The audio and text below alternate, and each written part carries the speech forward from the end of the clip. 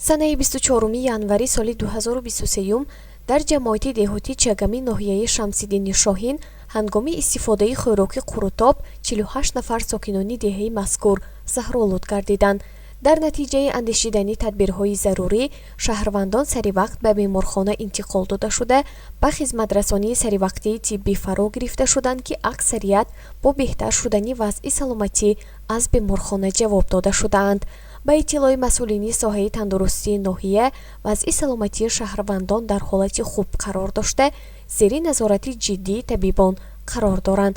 хушбахтона ягон талафоти ҷонӣ ба қайд гирифта нашудааст.